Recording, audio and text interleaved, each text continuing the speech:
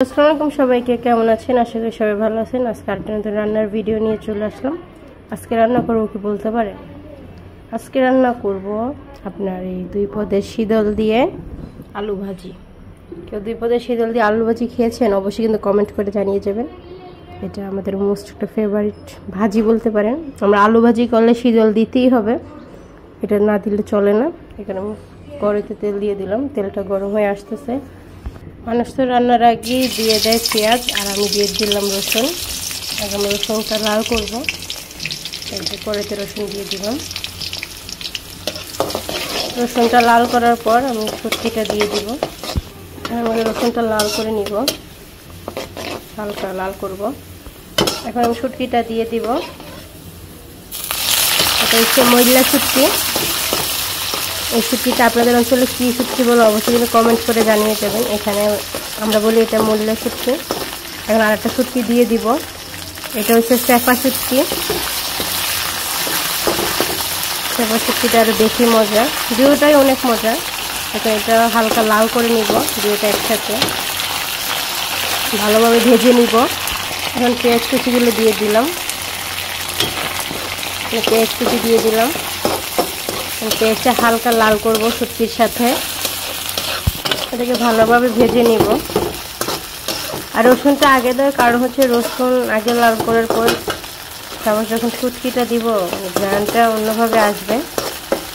এখন হলুদ মরিচ দিয়ে দিব এখানে দিয়ে দিব 1 চা চামচ হলুদের গুঁড়ো, 1 চা চামচ হলুদের গুঁড়ো দিয়ে দিব মরিচের গুঁড়ো।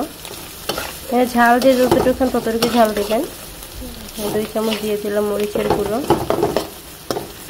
সামান্য পানি দিব, পুড়ে যাবে। সামান্য পানি দিয়ে ভালোভাবে কষাবো। এখন লবণটা দিয়ে দিলাম লবণ পরিমাণ মতো। আপনারা যে যতটুকু ঝাল খান ততটুকুই ঝাল দিবেন। আপনারা কাঁচামরিচও ছিঁড়ে দিতে পারেন। আস্তে আস্তে এটা এখন ভালোভাবে হালকা কষাই নেব, তারপরে দিয়ে দিব আপনার আলুটা। তো তাই আগে ভালোভাবে এটা কষাই নিই। মহিলা শুটকি দিয়েছে, মহিলা শুটকি চাপা শুটকি, ওরা মহিলা শুটকি এক্সট্রা দিতে পারেন, চাপা শুটকি না দিলেও হয়। আর চাপা শুটকি দিলে মহিলা শুটকির মতো এরকম একটু গ্রান হয়, একটু ফ্লেভার। কিন্তু আলু ভাজি দিয়ে শুটকিটা যে একটা ভালো লাগে। আমাদের এই ব্রাহ্মণবাড়িয়ার মানুষরা বেশিরভাগই এরকম খায়। আপনারা বাসায় ট্রাই করতে পারেন যারা খান নাই এখনও। শুটকি দিয়ে আলু ভাজি করে দেখবেন, অনেকটাই ভালো লাগবে। এখন আমি ভাজিটা দিয়ে দিব, আলু দিয়ে দেবেন। এখন ভালোভাবে নেড়ে ঢেকে দিব, এটা ভালোভাবে নেড়ব। এখন ভালোভাবে নেড়ে নিচ্ছি। এখন সামান্য পানি দিব, পানি দিয়ে এটা ঢেকে দিব। পানি দেওয়া হচ্ছে, এখানে পানি দিয়ে দিছি। এখন একটু ঢেকে পরিমাণ মতো পানি দিয়ে দিছি। এখন এটা আর নাড়বো না, এখন এটা ঢেকে দিব এটা। এখন ঢাকনা দিয়ে ঢেকে দিলাম হওয়ার জন্য। কতটা সুন্দর হয়ে গেছে তরকারিটা। হ্যাঁ, হালকা মাখা মাখা রাখবো।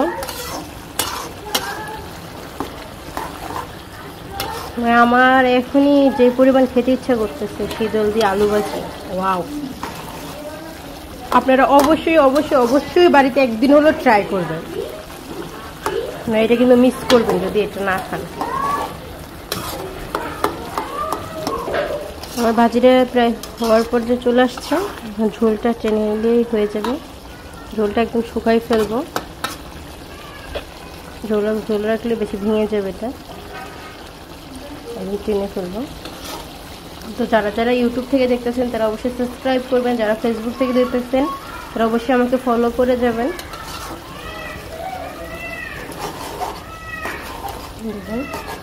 আস্তে আস্তে ভাজিটা হয়ে গেছে। আলু ভাজি দিয়ে চাপা শুটকি এবং মহিলা শুটকি। অবশ্যই আমার ফুল ভিডিওটা দেখে যাবেন। আমার রান্নাটা কেমন হয়েছে অবশ্যই কমেন্ট করে জানিয়ে যাবেন।